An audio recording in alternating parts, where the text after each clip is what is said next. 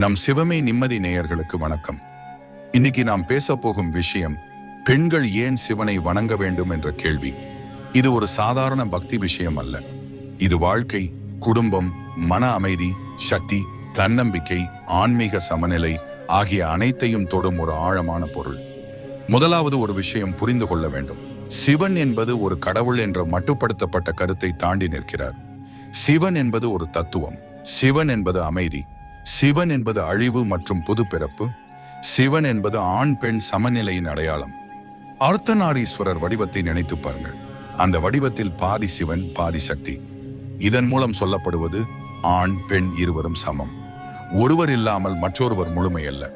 பெண்கள் சிவனை வணங்குவது என்றால் அது ஒரு ஆண் தெய்வத்தை வணங்குவது அல்ல, அது சமநிலையை வணங்குவது. பெண்களின் வாழ்க்கையில் பல கட்டங்கள் உள்ளன. மகளாக, சகோதரியாக, மனைவியாக, தாயாக, ஒவ்வொரு நிலைக்கும் மன உறுதி தேவை. சிவபெருமான் தியானத்தின் அடையாளம், மன அமைதியின் அடையாளம். பெண்கள் தினசரி பல பொறுப்புகளை ஏற்றுக்கொள்கிறார்கள். அதனால் அவர்களுக்கு உள்ளார்ந்த அமைதி மிகவும் அவசியம்.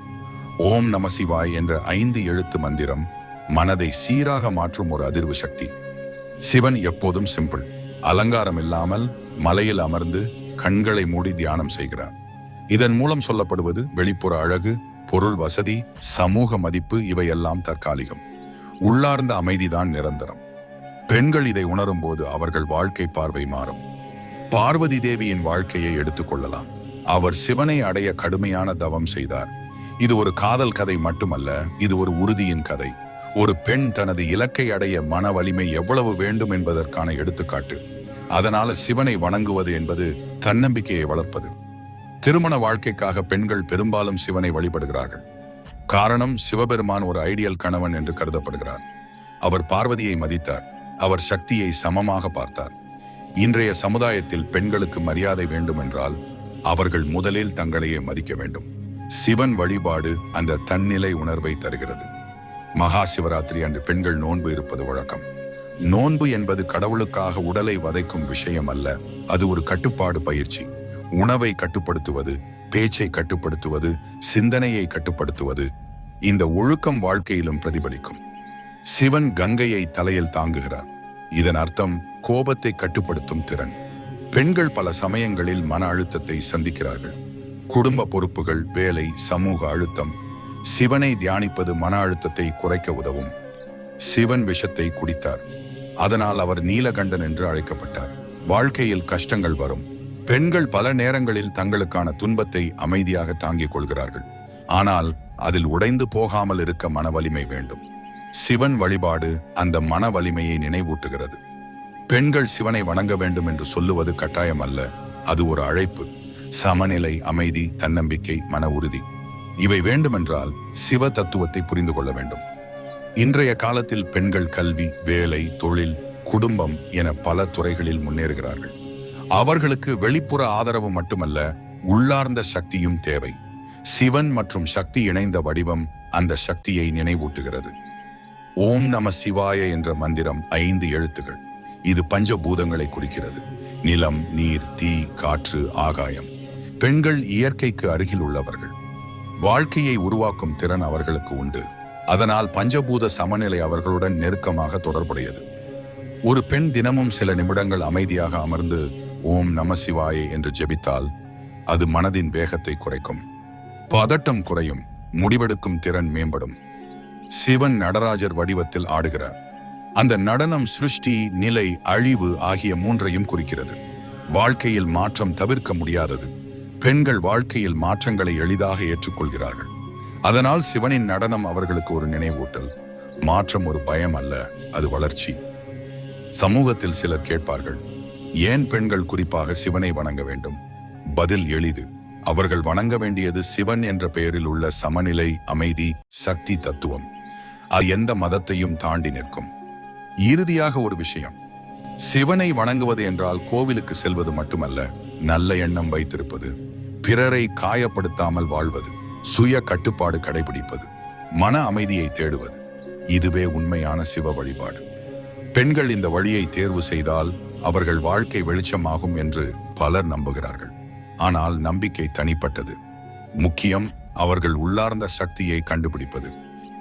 இதனால் பெண்கள் சிவனை வணங்க வேண்டும் என்று சொல்லப்படுவது அவர்களை பலவீனமாக காட்ட அல்ல, அவர்களின் உள்ளார்ந்த சக்தியை நினைவூட்டுவதற்காக. இந்த உலகில் ஒவ்வொரு பெண்ணும் ஒரு சக்தி. அந்த சக்தி சமநிலையில் இருக்க சிவ தத்துவம் ஒரு வழி. இப்போது இதை இன்னும் ஆழமாக புரிந்து கொள்வோம். ஒரு பெண்ணின் வாழ்க்கையில் அமைதி மிக முக்கியம் என்று நாம் பார்த்தோம். ஆனால் அமைதி என்பது வெளியில் கிடைக்காது, அது உள்ளிருந்து வரும் ஒரு நிலை. சிவன் தியானத்தில் அமர்ந்திருக்கும் உருவம் வெளி உலகம் எவ்வளவு சத்தமாக இருந்தாலும் உள்ளே அமைதி காக்கலாம் என்பதற்கான ஒரு அடையாளம். இன்றைய காலத்தில் பெண்கள் பல வேடங்களில் இருக்கிறார்கள். வீட்டு பொறுப்புகள், வேலைப்பளு, குழந்தைகள் வளர்ப்பு, பெற்றோர் பராமரிப்பு, இவை எல்லாவற்றையும் சமநிலைப்படுத்த வேண்டும். இந்த சமநிலையை கற்றுக் கொடுக்கும் தத்துவம் தான் சிவ தத்துவம். அர்த்த நாரீஸ்வரர் வடிவம் சொல்வது வாழ்க்கையில் கடினம் மற்றும் மேன்மை இரண்டும் தேவை. முடிவெடுக்கும் தைரியம் மற்றும் அன்பு இரண்டும் சமமாக இருக்க வேண்டும். பெண்கள் சிவனை வணங்குவது என்பது அவர்களது மனதை வலுப்படுத்துவது. ஏனெனில் சிவன் ஒருபோதும் வெளிப்புற ஆடம்பரத்தில் இல்லை, அவர் சுடுகாட்டில் கூட அமர்கிறார். இதன் பொருள் வாழ்க்கையின் கடினமான உண்மைகளை நேராக பார்க்கும் தைரியம் வேண்டும். ஒரு பெண் வாழ்க்கையில் கஷ்டத்தை சந்திக்கும் போது அதை மறைக்காமல் ஏற்றுக்கொண்டு சமாளிக்கும் போது அவள் உள்ளே ஒரு சிவசக்தி செயல்படுகிறது. பார்வதி தேவியின் தவம் பற்றி மீண்டும் சிந்திப்போம். அவர் சிவனை அடைய பல வருடங்கள் தவம் செய்தார் என்று கூறப்படுகிறது. இது ஒரு உவமை. வாழ்க்கையில் நாம் விரும்பும் எந்த இலக்கையும் அடைய முயற்சி, பொறுமை, நிலைத்தன்மை அவசியம். பெண்கள் தங்கள் கனவுகளை அடைய விரும்பினால் இந்த நிலைத்தன்மை முக்கியம். சிவனை வணங்குவது அந்த நினைவூட்டல். சிவன் குடும்பத்துடன் இருக்கும் உருவத்தையும் பாருங்கள். கணேசர், முருகன், பார்வதி ஒரு எளிய குடும்பம். ஆனால் அந்த குடும்பத்தில் அன்பு, புரிதல், மதிப்பு இருக்கிறது. பெண்கள் குடும்பத்தின் மையம் என்று கூறப்படுவது காரணமற்றது அல்ல, அவர்கள் உணர்ச்சிகளை இணைக்கும் பாலம். சிவனை வழிபடும் பொழுது குடும்ப ஒற்றுமை வேண்டி பலர் பிரார்த்திக்கிறார்கள். அது ஒரு உளவியல் ஆதரவு. ஓம் நம சிவாய் என்ற மந்திரத்தின் பொருள், நான் உள்ளே இருக்கும் தெய்வீக சக்தியை வணங்குகிறேன். இது வெளியில் இருக்கும் ஒரு உருவத்திற்கான வணக்கம் மட்டுமல்ல. பெண்கள் இந்த மந்திரத்தை உச்சரிக்கும் போது அவர்கள் தங்களது உள்ளார்ந்த மதிப்பை நினைவில் கொள்கிறார்கள். சிவன் கையில் இருக்கும் திரிசூலம் 3 அம்சங்களை குறிக்கிறது: கடந்த காலம், நிகழ்காலம், எதிர்காலம். பெண்கள் பெரும்பாலும் கடந்த காலத்தை நினைத்து வருந்துவார்கள் அல்லது எதிர்காலத்தை பற்றி கவலைப்படுவார்கள். ஆனால் சிவ தத்துவம் சொல்லுவது நிகழ்காலத்தில் நிலைத்திருங்கள். இதை பயிற்சி செய்தால் மன அழுத்தம் குறையும். சிவன் தலையில் இருக்கும் சந்திரன் மனதை குறிக்கிறது. சந்திரன் வளர்ந்து குறையும், அதுபோல் மனித மனமும் மாறும். பெண்கள் உணர்ச்சி வசப்படுவார்கள் என்று திசூகம் சில நேரங்களில் கூறுகிறது. ஆனால் உணர்ச்சி என்பது பலவீனம் அல்ல, அது உணர்வுகளின் ஆழம். சிவன் சந்திரனை தாங்குவது மன மாற்றங்களை கட்டுப்படுத்தும் திறன் வேண்டும் என்பதற்கான குறியீடு. பெண்கள் நோன்பு இருப்பது பற்றி பல கருத்துக்கள் உள்ளன. ஆனால் உண்மையில் நோன்பு என்பது மன ஒழுக்கத்தை வளர்க்கும் ஒரு வழி. சில நேரம் உடலை கட்டுப்படுத்தினால் மனமும் கட்டுப்படும். இது ஆரோக்கியத்திற்கும் நல்லது. ஆனால் அதை கட்டாயமாக பார்க்கக்கூடாது, அது ஒரு தேர்வு. சிவன் எப்போதும் உண்மையை பிரதிபலிப்பவர். அவர் 3வது கண் திறந்தால் அது அறியாமையை அழிக்கும் என்று கூறப்படுகிறது. பெண்கள் வாழ்க்கையில் பல முறை தங்களை குறைத்து மதிப்பிடும் எண்ணங்களை சந்திக்கிறார்கள். நான் முடியாது என்ற எண்ணம். அந்த எண்ணத்தை அழிக்கும் 3வது கண் அறிவு, கல்வி, விழிப்புணர்வு, தன்னம்பிக்கை. இவையெல்லாம் சிவ தத்துவத்தின் வெளிப்பாடுகள். இன்றைய பெண்கள் தொழில் முனைவோர், தலைவர்கள், விஞ்ஞானிகள், கலைஞர்கள். அவர்களுக்கு உள்ளார்ந்த உறுதி மிகவும் அவசியம். சிவனை வணங்குவது ஒரு ஆன்மீக வழி மட்டுமல்ல, மன உறுதி வளர்க்கும் ஒரு உளவியல் ஆதாரம்.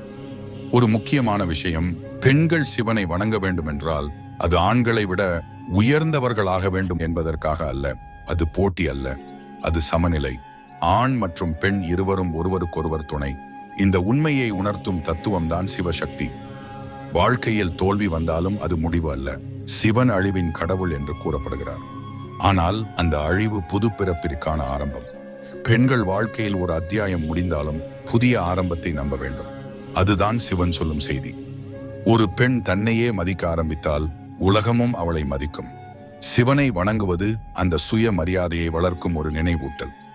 இறுதியாக, சிவ வழிபாடு என்பது பயம் அடிப்படையாக இருக்கக்கூடாது. வணங்காவிட்டால் தண்டனை என்ற எண்ணம் தவறு. உண்மையான வழிபாடு அன்பு மற்றும் புரிதல் அடிப்படையில் இருக்க வேண்டும். பெண்கள் சிவனை வணங்க வேண்டுமா? அது அவர்களின் விருப்பம். ஆனால் அவர்கள் சிவ தத்துவத்தை புரிந்து கொண்டால் அமைதி, சமநிலை, தன்னம்பிக்கை, மன உறுதி இவை அவர்களின் வாழ்க்கையை வளப்படுத்தும். ஒவ்வொரு பெண்ணும் ஒரு சக்தி. அந்த சக்தி விழித்தெழ வேண்டும். சிவ தத்துவம் அந்த விழிப்புணர்விற்கு ஒரு வழி. இப்போது நாம் இன்னும் ஒரு கோணத்தில் இதை பார்ப்போம். பெண்கள் ஏன் சிவனை வணங்க வேண்டும் என்ற கேள்விக்கான பதில் வெளிப்புற சடங்குகளில் இல்லை, அது உள்ளார்ந்த மாற்றத்தில் இருக்கிறது. ஒரு பெண் தனது மனதை அறிந்து கொள்வது, தனது உணர்ச்சிகளை புரிந்து கொள்வது, தனது பலவீனங்களையும் பலங்களையும் ஏற்றுக்கொள்வது, இதுவே உண்மையான ஆன்மீக வளர்ச்சி. சிவன் எப்போதும் அமைதியில் இருக்கிறார், ஆனால் அவர் உள்ளே அளவில்லா சக்தி. இது பெண்களுக்கு ஒரு முக்கியமான நினைவூட்டல். மென்மையாக இருப்பது பலவீனம் அல்ல, அமைதியாக இருப்பது பயம் அல்ல. அமைதிக்குள் இருக்கும் சக்திதான் மிகப்பெரியது. சமூகத்தில் பெண்கள் பல எதிர்பார்ப்புகளை சந்திக்கிறார்கள்.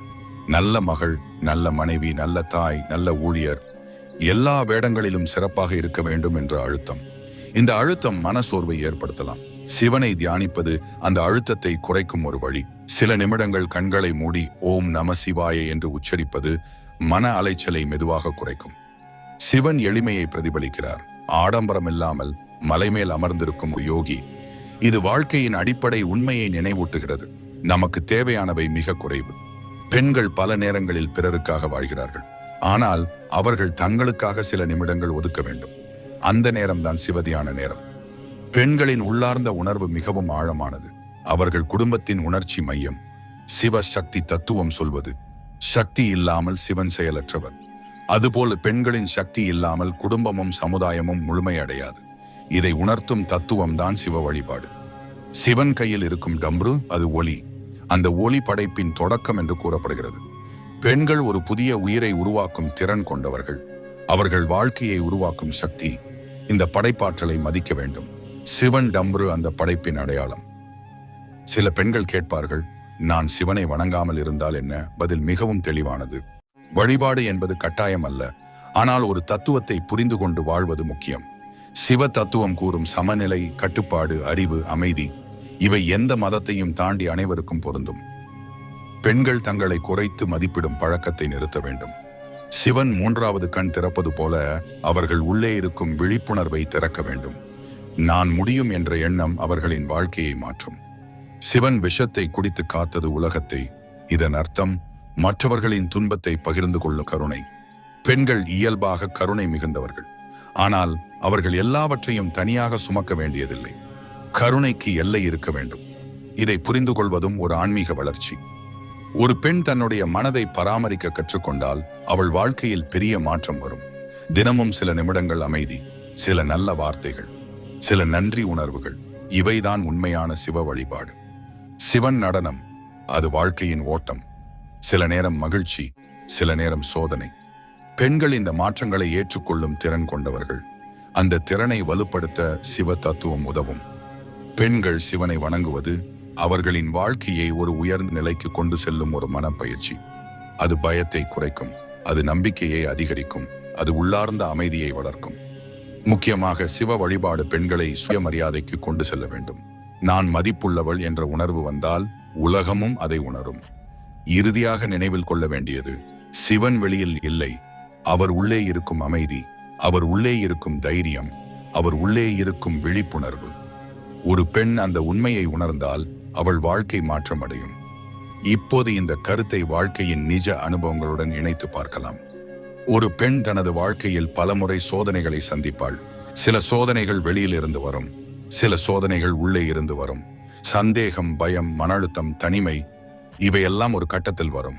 அந்த நேரத்தில் ஒருவர் தன்னுடைய உள்ளார்ந்த ஆதாரத்தை தேட வேண்டும். சிவ தத்துவம் அந்த ஆதாரத்தை நினைவூட்டுகிறது.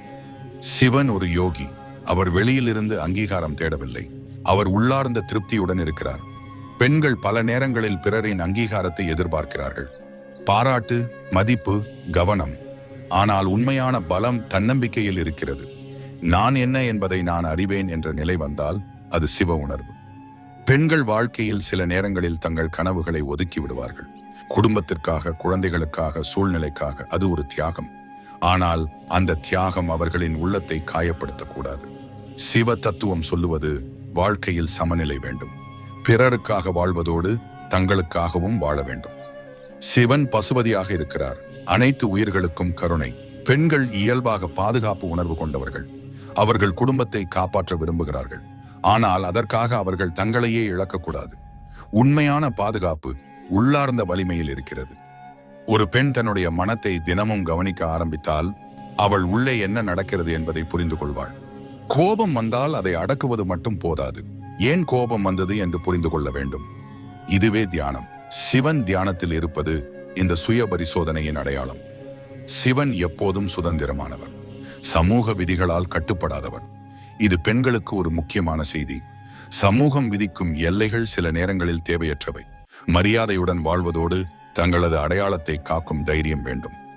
சிவன் சாம்பல் பூசிக்கொள்கிறார். சாம்பல் எல்லாவற்றின் முடிவை குறிக்கிறது. வாழ்க்கையில் எதுவும் நிரந்தரமில்லை. சிரிப்பு, கண்ணீர், வெற்றி, தோல்வி எல்லாம் மாறும். இந்த உண்மையை ஏற்றுக்கொண்டால் மன அழுத்தம் குறையும்.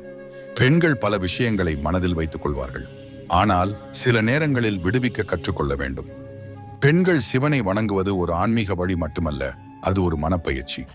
தினசரி சில நிமிடங்கள் அமைதியாக அமர்ந்து சுவாசத்தை கவனிப்பது, ஓம் நம சிவாய் என்று மெதுவாக உச்சரிப்பது. இது மூளையின் அலைச்சலை குறைக்கும், உடலின் அழுத்தத்தையும் குறைக்கும். ஒரு பெண் தன்னுடைய மதிப்பை உணரும்போது அவள் எந்த உறவிலும் தாழ்வு உணர்வுடன் இருக்க மாட்டாள். சிவசக்தி தத்துவம் சொல்லுவது இருவரும் சமம். இந்த சமநிலை உணர்வு திருமண வாழ்க்கையிலும் முக்கியம். பெண்கள் தங்களை குறைத்து மதிப்பிடும் எண்ணத்தை விட்டுவிட வேண்டும். அவர்கள் பலம் கொண்டவர்கள். உணர்ச்சி பலம், பொறுமை, அன்பு, தைரியம் இவையெல்லாம் ஒரு சக்தி. சிவ வழிபாடு அந்த சக்தியை வெளிக்கொணரும் ஒரு வழி. ஒரு பெண் தன்னுடைய வாழ்க்கையை தானே வழி நடத்த வேண்டும். சூழ்நிலை, பிறர் கருத்து, பயம் இவை தீர்மானிக்க கூடாது. அறிவுடன், அமைதியுடன், தன்னம்பிக்கையுடன் முடிவு எடுப்பது, இதுவே சிவ தத்துவம். இறுதியாக நினைவில் கொள்ள வேண்டியது, சிவனை வணங்குவது ஒரு கடமை அல்ல, அது ஒரு தேர்வு. ஆனால் அந்த தேர்வு மன அமைதிக்காக, உள்ளார்ந்த வலிமைக்காக, சமநிலைக்காக இருக்க வேண்டும். ஒவ்வொரு பெண்ணும் ஒரு சக்தி. அந்த சக்தி பயத்தில் மறைந்து கிடக்கக்கூடாது, அது விழித்தெழ வேண்டும். அந்த விழிப்புணர்வின் பாதை சிவ தத்துவம் காட்டும் அமைதி, சமநிலை, அறிவு. வாழ்க்கையில் எத்தனை சோதனைகள் வந்தாலும் ஒரு பெண் தன்னுடைய உள்ளார்ந்த அமைதியை காக்க முடிந்தால் அவள் வெற்றி பெற்றவள். அந்த அமைதிக்கான ஒரு வழி சிவனை நினைவு கொள்வது. இப்போது இந்த உரையை மேலும் ஆழமான உள்ளார்ந்த பார்வைக்கு கொண்டு செல்கிறோம். ஒரு பெண் தனது வாழ்க்கையை மாற்ற வேண்டுமென்றால் முதலில் அவள் தனது எண்ணங்களை மாற்ற வேண்டும். எண்ணங்கள் தான் உணர்ச்சிகளை உருவாக்கும். உணர்ச்சிகள் தான் செயல்களை தீர்மானிக்கும். செயல்கள் தான் வாழ்க்கையின் பாதையை அமைக்கும். சிவ தத்துவம் இந்த அடிப்படை உண்மையை நினைவூட்டுகிறது. மனமே எல்லாம். சிவன் எப்போதும் அமைதியாக இருப்பதற்கு காரணம் என்ன? அவர் வெளி சூழ்நிலைகளால் பாதிக்கப்படாதவர். மலை மேல் அமர்ந்தாலும், சுடுகாட்டில் இருந்தாலும், தேவலோகத்தில் இருந்தாலும் அவர் ஒரே நிலை. பெண்கள் வாழ்க்கையில் இடம் மாறலாம், சூழ்நிலை மாறலாம், உறவுகள் மாறலாம், ஆனால் மனநிலை நிலைத்திருந்தால் வாழ்க்கை சீராக இருக்கும். ஒரு பெண் தன்னுடைய உணர்ச்சிகளை மதிக்க வேண்டும். அழுகை வந்தால் அழலாம், கோபம் வந்தால் அதை புரிந்து கொள்ளலாம், ஆனால் அந்த உணர்ச்சிகள் அவளை கட்டுப்படுத்தக்கூடாது. சிவன் தலையில் கங்கை பாய்கிறது, அது ஓடும் சக்தி. உணர்ச்சிகளும் அப்படியே ஓட வேண்டும், தடை செய்யாமல், ஆனால் கட்டுப்பாட்டுடன். பெண்கள் பல நேரங்களில் என்னுடைய வாழ்க்கை ஏன் இப்படி என்று கேட்பார்கள். சிவ தத்துவம் சொல்லுவது ஒவ்வொரு அனுபவமும் ஒரு பாடம். சோதனைகள் தண்டனை அல்ல, அவை வளர்ச்சிக்கான வாய்ப்பு. ஒரு பெண் இந்த பார்வையை ஏற்றுக்கொண்டால் அவள் மனம் பலமாகும். சிவன் மூன்றாவது கண் திறப்பது அறியாமையை அழிக்க. பெண்கள் தங்களை குறைத்து நினைக்கும் எண்ணம், நான் போதுமானவள் இல்லை என்ற எண்ணம், அது அறியாமை. உண்மையில் ஒவ்வொரு பெண்ணும் தனித்தன்மை கொண்டவர். அந்த தனித்தன்மையை மதிக்க வேண்டும். சிவன் விஷத்தை குடித்தார் என்பதன் உவமை வாழ்க்கையில் வரும் கஷ்டத்தை முழுமையாக மறுக்காமல் அதை மாற்றும் சக்தி. பெண்கள் பல சோதனைகளை அமைதியாக சமாளிக்கிறார்கள், ஆனால் அந்த அமைதி உள்ளே அழுத்தமாக மாறக்கூடாது. தியானம், பிரார்த்தனை, சுய பரிசோதனை இவை மன அழுத்தத்தை வெளியேற்றும் வழிகள். ஒரு பெண் தினமும் சில நிமிடங்கள் தன்னுடன் பேச வேண்டும். நான் என்ன விரும்புகிறேன்? என்ன எனக்கு அமைதியை தருகிறது? எது எனக்கு தேவையில்லை? இந்த கேள்விகள் வாழ்க்கையை தெளிவாக்கும். சிவ தியானம் அந்த தெளிவை உருவாக்கும். சிவன் எளிமை. அந்த எளிமை வாழ்க்கையை சிக்கலாக்காமல் வாழ்வதற்கான பாடம். பெண்கள் பல நேரங்களில் எல்லாவற்றையும் சரியாக செய்ய வேண்டும் என்று நினைப்பார்கள். ஆனால் முழுமை தேடுவது சில நேரங்களில் சோர்வை தரும். போதுமான அளவு முயற்சி செய்தால் அது போதும். சிவசக்தி தத்துவம் மிக முக்கியமான செய்தி தருகிறது. சக்தி இல்லாமல் சிவன் செயலற்றவர். அதாவது பெண் சக்தி இல்லாமல் உலகம் முழுமையடையாது. இந்த உண்மையை உணர்ந்தால் ஒரு பெண் தன்னுடைய மதிப்பை குறைத்து நினைக்க மாட்டாள். சிவன் நடனம் வாழ்க்கை மாற்றங்களை ஏற்கும் திறன். பெண்கள் வாழ்க்கையில் பல மாற்றங்களை சந்திக்கிறார்கள். திருமணம், மாட் ஆட்டிபியம், தொழில், இடமாற்றம். இந்த மாற்றங்கள் பயமாக இருக்கலாம். ஆனால் மாற்றம் வளர்ச்சியின் ஒரு பகுதி என்பதை புரிந்து கொண்டால் பயம் குறையும். பெண்கள் சிவனை வணங்குவது ஒரு வழிபாடு மட்டுமல்ல, அது ஒரு நினைவூட்டல். நான் அமைதியாக இருக்க முடியும், நான் பலமாக இருக்க முடியும், நான் சமநிலையில் இருக்க முடியும். இறுதியாக இந்த கேள்விக்கு ஒரே பதில் இல்லை. ஒவ்வொரு பெண்ணும் தன்னுடைய ஆன்மீக பாதையை தானே தேர்வு செய்யலாம். ஆனால் சிவ தத்துவம் சொல்லும் அமைதி, சமநிலை, தன்னம்பிக்கை, விழிப்புணர்வு இவை வாழ்க்கையை வளப்படுத்தும் மதிப்புகள். ஒரு பெண் தனது உள்ளார்ந்த சக்தியை கண்டுபிடித்தால் அவள் வெளியில் யாரிடமும் அங்கீகாரம் தேட வேண்டியதில்லை. அவள் உள்ளே நிறைந்திருப்பாள். அந்த நிறைவு நிலைக்கு செல்லும் ஒரு வழி சிவனை நினைவு கொள்வது. இப்போது உங்கள் மனம் தெளிவாகி இருக்கும். இதுபோல சிவனின் அற்புதங்களை கேட்க நம் சிவமே நிம்மதி சேனலை சப்ஸ்கிரைப் செய்யுங்கள். ஓம் நம சிவாய என்று கமெண்ட் செய்யுங்கள். ஓம் நம சிவாய.